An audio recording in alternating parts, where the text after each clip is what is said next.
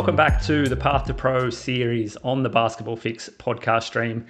My name is Ryan Tucker. I'm the host of today's program, and I also have with me Liam Santamaria, the GM of Next Stars Recruitment. Liam, welcome to the show. Thanks for having me on, Ryan. I'm glad we could finally connect.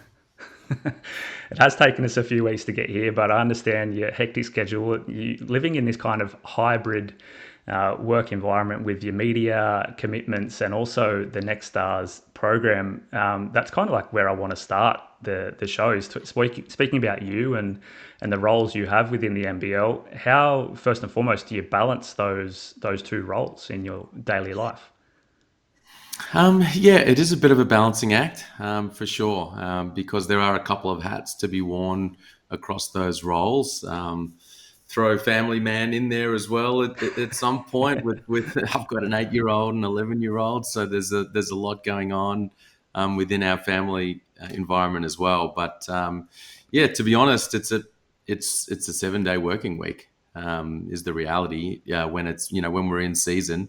But I love it. I love the game. I love this league. I love playing a role within it, helping to bring kind of exciting young prospects into the league whom, we're going to try to launch into long and successful NBA careers. And, I've always really enjoyed my work in the media space as well. I really enjoy calling games. I've obviously, was on NBL Overtime for a long period of time and enjoyed that on a week-to-week basis with my guys. So yeah, this week I'm calling the game on Saturday night. I'm calling the game on Sunday afternoon, and we'll crack back into things on Monday morning. In that Next Stars space as well. So it is a bit of a juggle, but I love it. And how do you touched a little bit on NBL Overtime and your commentating?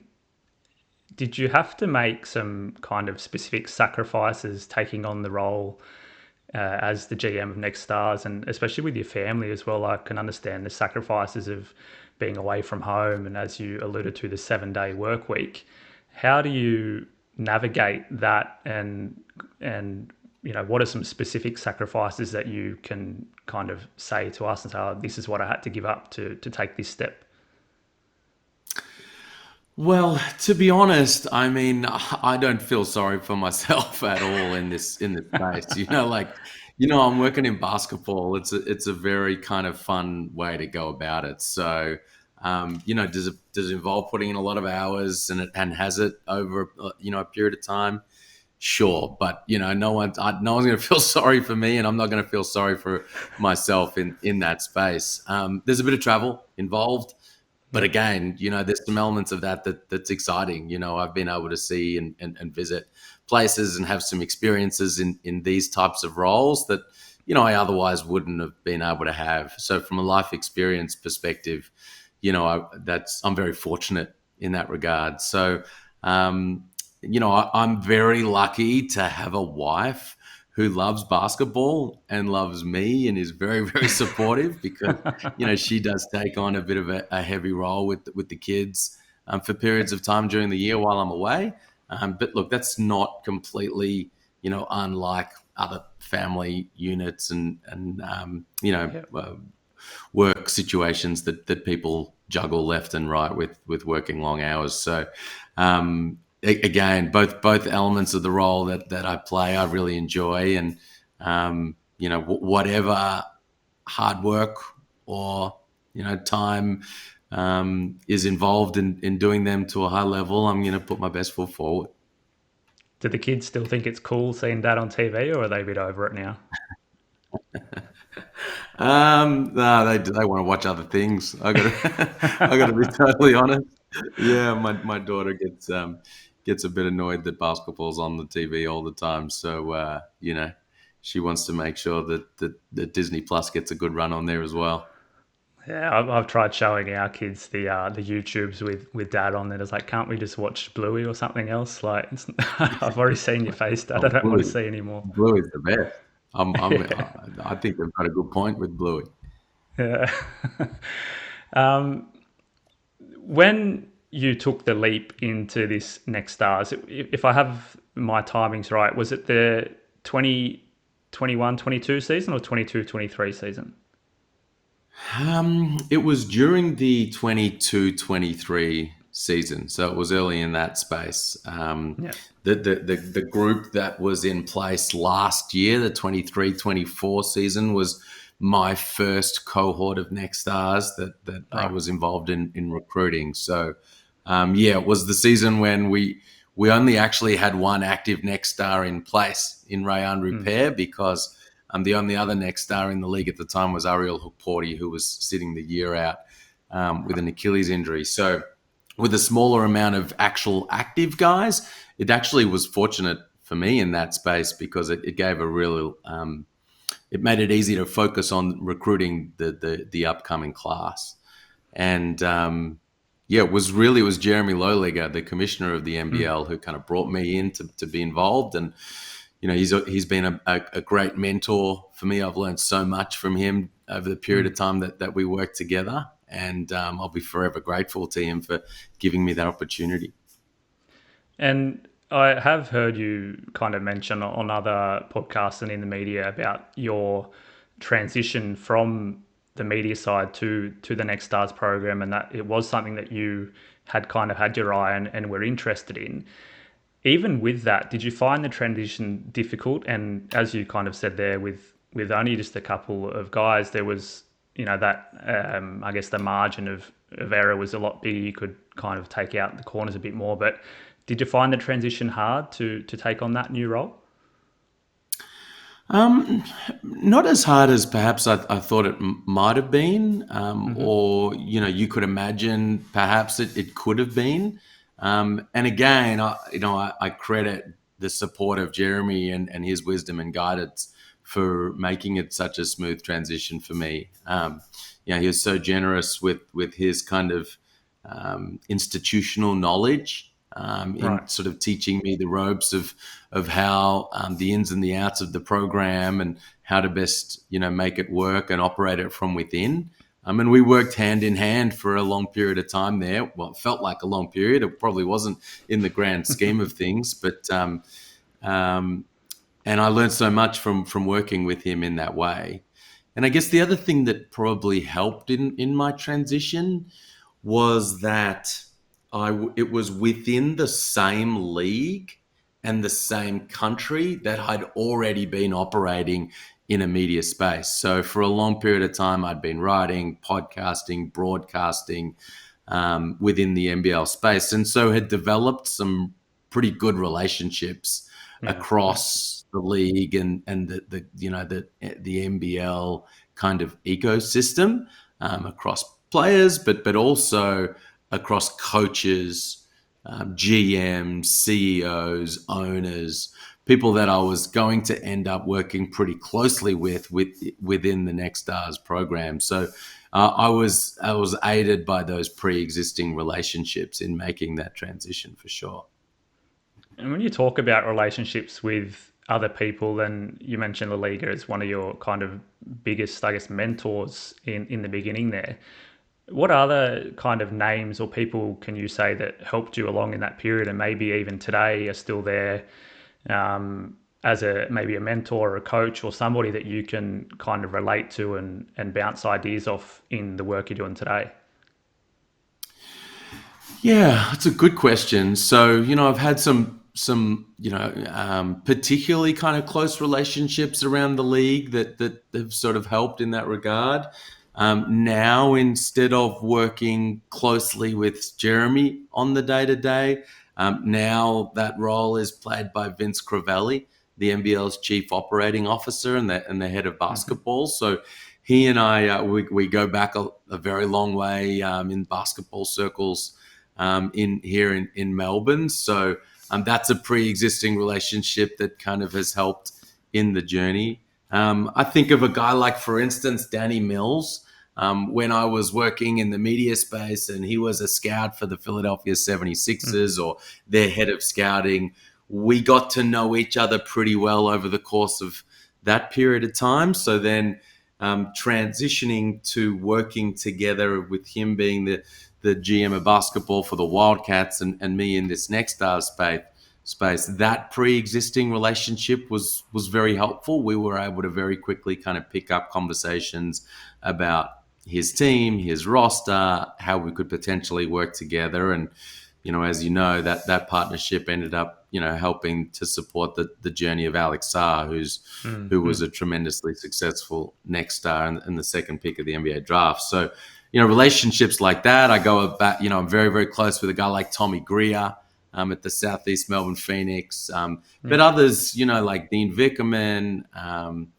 I had good relationships with Modi Mayor, who was in place in the New Zealand Breakers at the time, Chris Pongras in Sydney, whom we've worked together in support of Alex Tui over these last couple of years. Guys like Adam Ford, who I've been close with Mm. for a number of years since he was an assistant coach at the Wildcats. And then, before too long, we were working together in support of Bobby Clintman up there in Cairns. So, Yeah. as I say, those friendships, working relationships, I developed, I think, an element of trust around the Mm-hmm. league through my work in the media, me in Yeah. them and them in me, that I guess kind of came in handy when working in this space with the Do you, people within those clubs. do you think that's why you've been successful so far in the role, because you have built those relationships and that you have that trust already built in? I don't know if I have been successful in the role thus far, I thought Brian. about that when I said I it. Like he's probably going to say he's not been successful. If judging from a third party, I think you've been successful. There was a guy that's got drafted second in the NBA draft. Well, thank you. Yeah, I mean, I'm always, seeking for the guys to be doing better in this way or that, and to help these guys achieve their dreams to the highest possible rate that we can. And what is probably not seen and happens a little bit behind closed doors are the swings and misses in the Mm, recruitment space. yeah, So there's some guys running around in the NBA right now, or are very high on draft boards for the upcoming draft, whom I put a lot of time and effort into to trying to recruit into the Next Stars program, who didn't end up coming this way. So, I guess we're all our own harshest critics, but I mm, do feel like that those strong professional relationships around the league is probably my greatest strength in this role.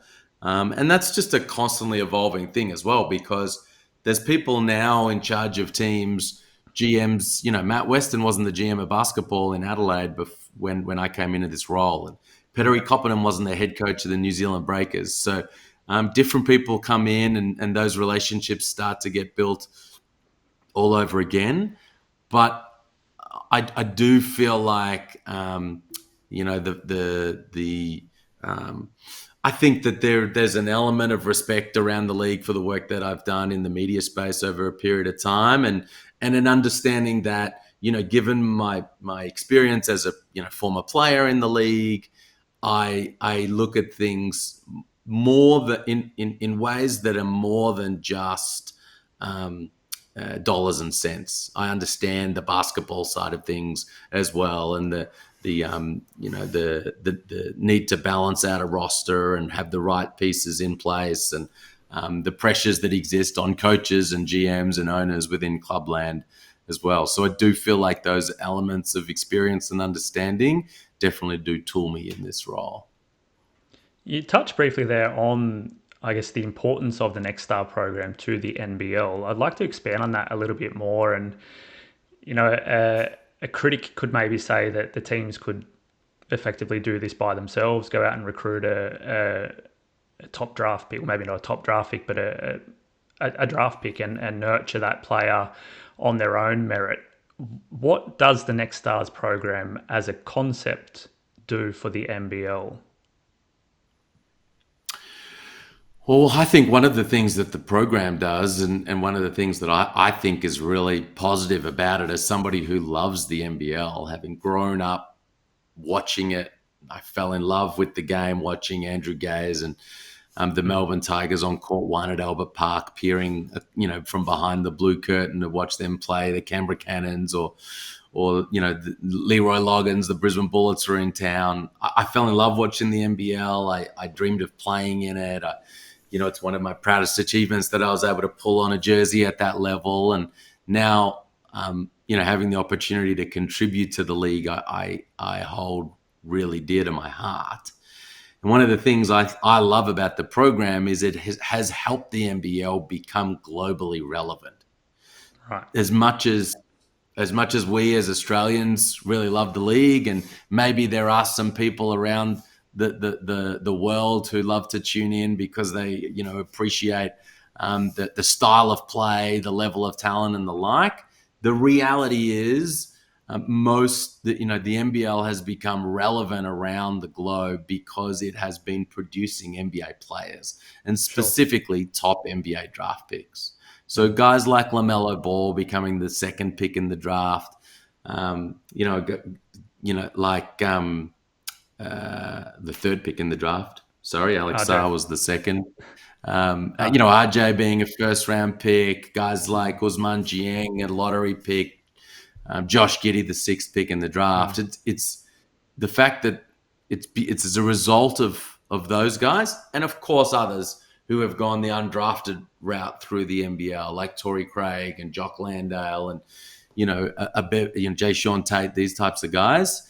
They've their journeys have um, created an understanding that the NBL is a launching pad. It is a pathway to the association, which we all know is the greatest, mm.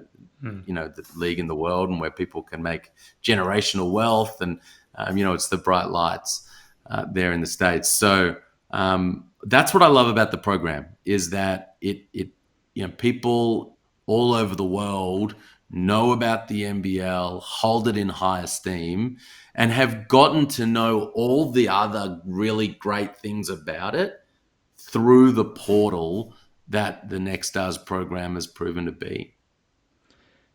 With the NBA and the way that the Next Stars program and the NBL are producing these top draft picks now, do you believe that the NBL is now relevant for the NBA? Do you think that this program is important for the NBA?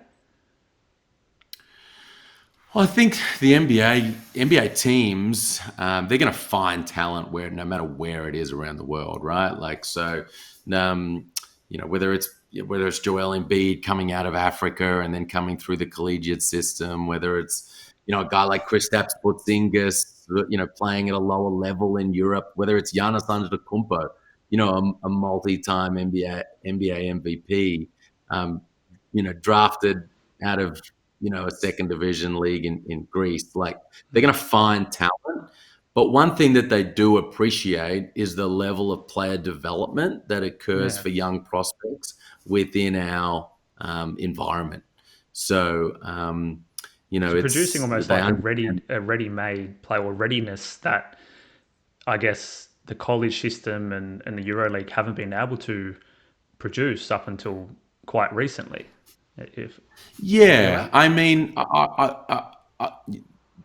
there's been a lot of incredible players that have been produced through the NCAA system, right, over a long, long period of time, and that continues to occur. And an unbelievably high amount of elite players and elite NBA players have come through the European system as well. Like Luka Doncic is probably the best, most recent example. So, without speaking negatively about those pathways, one thing we've found and I've found is that NBA front office executives and scouts, um, they really appreciate the NBL as a platform for evaluation, Right. because they know it's a high level league, that there's a high level of defense being played at all times, that it's very well coached.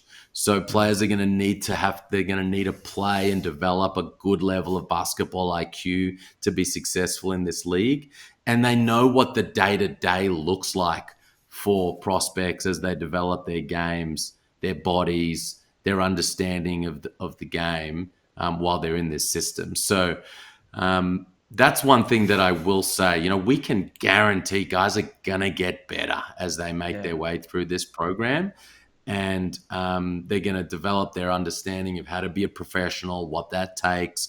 They're going to learn from observing that professionalism from those around them, and they're going to improve physically, because one thing we do terrifically well here in Australia and New Zealand is strength and conditioning, Yep. and high performance. So there's a lot of things about the pathway and the program that NBA team personnel really appreciate, for Sure. sure. And now we've kind of looked at the positives of this program, and I don't want to maybe go to the negative side, but I want to hear your thoughts on what are the threats to the program in the future. Is it college and the nil system where the players are getting paid now? Is it EuroLeague with the wealth and the coverage they have in such a big basketball landscape taking over? What do you see as one of the major threats to the Next Stars program in the next couple of years?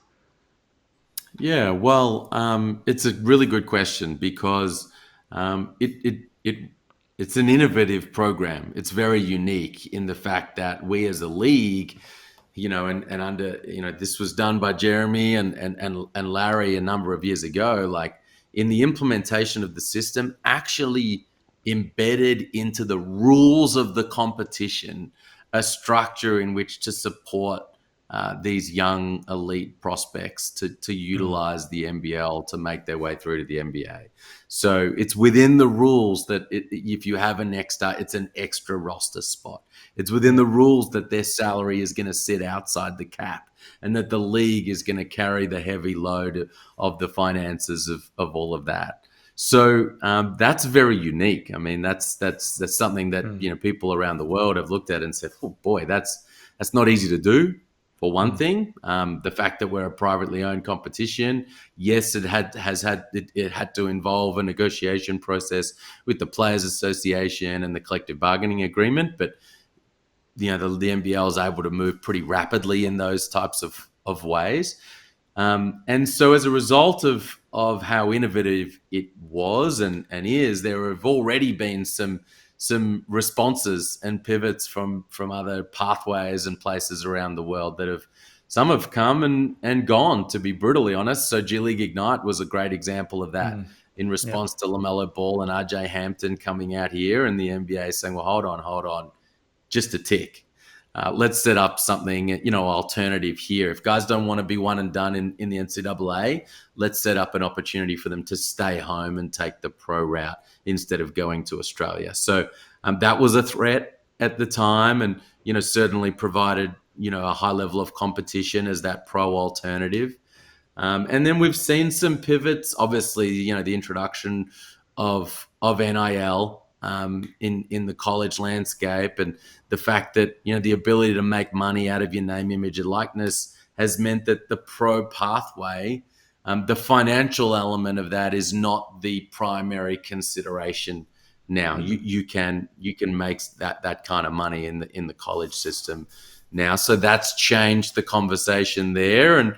And we've seen some pivots take place in other places in the world as well. Like, we've seen some setups in Europe that are much more effective than they used to be in supporting young players.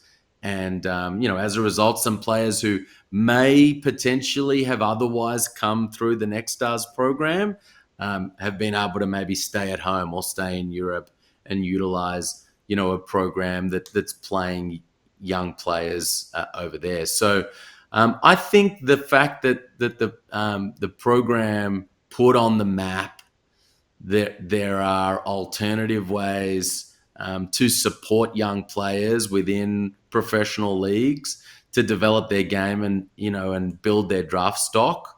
Um, the fact that people have been able to see that, identify that, and create some ways in which to do that, the same type of thing in their own kind of way, has created a greater amount of competition for sure. But I think the reality is our league, the style of play that we play, the beautiful country that Australia is to be in.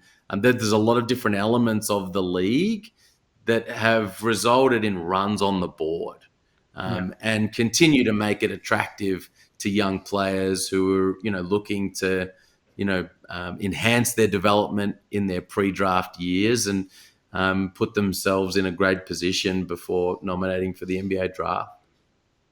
Do you feel a little bit proud that you're part of a program that is disrupting kind of that, making other areas and regions and leagues, okay, now we have to get up and try and compete against this because they're, trailblazing, making a new, or being a leader in the space? I'm pretty proud.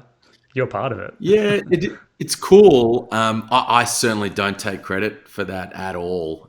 Jeremy and Larry really were the brains behind all of that process, and what they did in the early years of the program. Firstly, to bring it into existence. What Joey Wright did in having Terence Ferguson as his third import in the 2016-17 season in Adelaide was trailblazing and really planted the seed for the program and its existence. So those people were really the disruptors, and I'm just kind of like helping to kind of continue the growth of the program from here. One thing I am proud of is, being a part of a program that continues to find ways to overcome those challenges and those threats and that competition. There were some comments from the CEO of the EuroLeague, earlier this year, talking about the drain of young talent out of Europe, and he referred to the fact, he said, like, I would love for the college teams to be offering less money, or for some of these teams in Asia to be offering less money. And he said, I'd love for Australia to take a time out. And I really enjoyed the fact that he was referring to the level of hustle Yeah. that's involved in the process and that we engage in down here. I do take pride in that. That's awesome, and that's the stuff I'm proud of. And as an Australian living overseas, I like to see that we get out there and trailblaze and lead the way. It's what we're about. For Mate, I sure. want For to sure. ask you quite quickly. I don't know how much you can say on the topic, but for an NBL team that is taking on a next star, just from a pure commercial aspect, from a an economical standpoint for their franchise, what are they getting out of it when obviously they want to get the player drafted and hopefully is the concept a little bit after the first year of a 2 year period to have a contract buyout, and how do they kind of win as a business out of it? Yeah. No, good question, because there are some ways in which you can do that.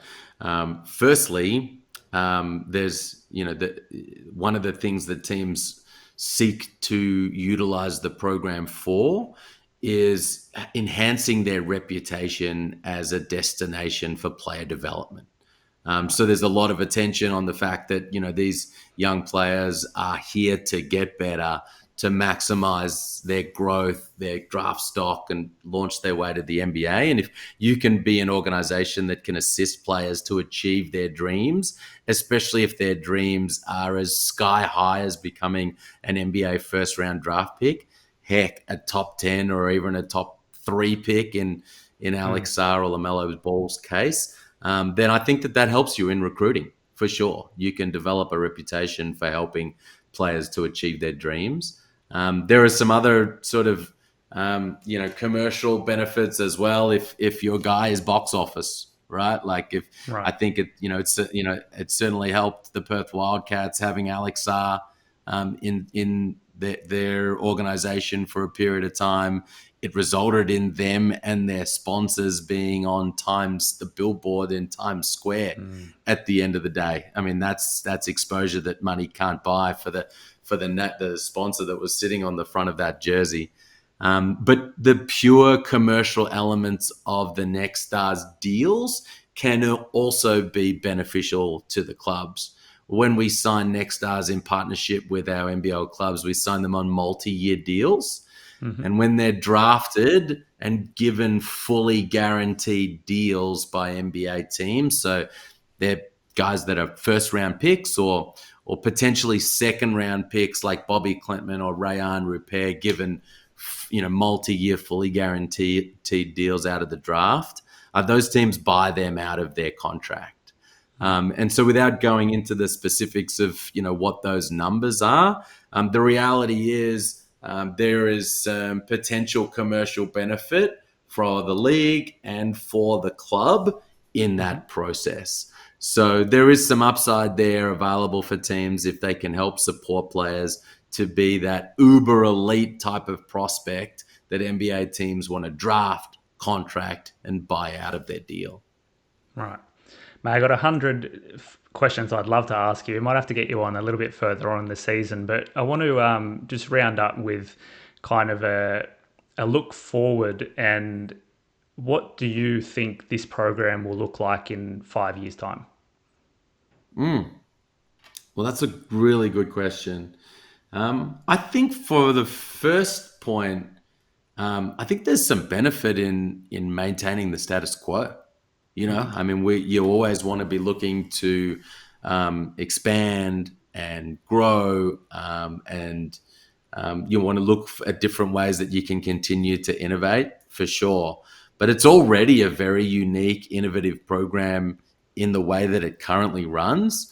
So maintaining sort of a success in the way that it looks now, success for prospects, but Mm-hmm. also success for teams as they go through that journey as well. That's a real focus for mine. So continuing to kind of work closely with players, their families, their agents, teams, the coaches, the GMs, the owners on partnerships that result in successful outcomes for all. That's what drives me on the day-to-day basis. But I guess there are some other different ways in which we continue to explore potential expansion of the program.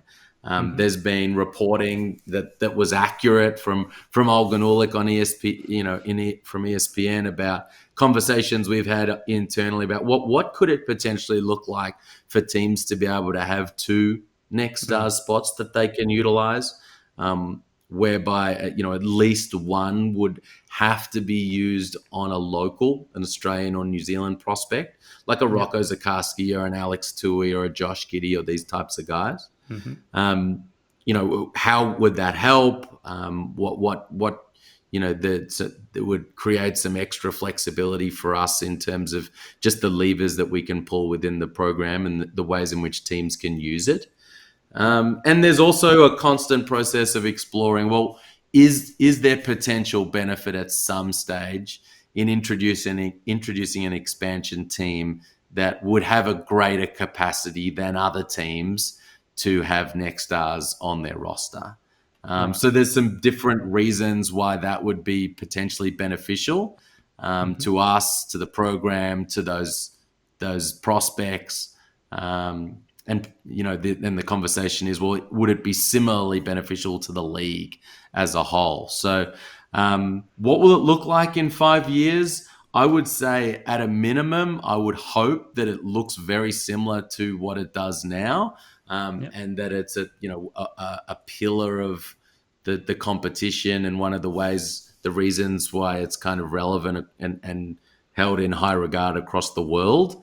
Um, with the potential for it to look slightly different in addition, in one way, shape, or form or another. Mate, that is fantastic, and I think a testament to yourself and the work you're doing, and the program and the concept of it. We're seeing now for the upcoming 2025 draft is not only the next stars featuring on there and climbing up the rankings. We've spoken a lot on the Basketball Fix about Malik Lewis and the journey he's had this season from Mm, a bench role player and now featuring quite high up on a number of lists and mock drafts for next year. So I think that, mm. as you've alluded to throughout this whole conversation, it's giving opportunity for the players to stamp their mark on the game, and it feels like that opportunity is created by this program, and they're taking that with two hands, and it's fantastic to see. Yeah, cool. Thanks, man. No, I appreciate it, and appreciate your particular interest in the program and the prospects. The journey of Malik is a kind of a day to day focus and experience of mine, but it's cool to see that other people around the league and around the world, in your case, are taking a kind of similar interest in him, the other prospects in the program and the league as a whole. So thank you for your interest, and thanks for having me on. And to you and all the other guys on the involved in the basketball fix, keep up the great work. Cheers, mate. And for listeners and viewers, there will be lots more content on the Basketball Fix coming up. You can also head over to thebasketballfix.com, check out the fan zone and the fan forum where you can be as creative as you like there with articles, artwork, podcasts, videos, everything. Check it all out. And don't forget to follow us on the socials. Liam, thanks for today, mate. And as always, we sign off with we hope you've gotten your basketball fix.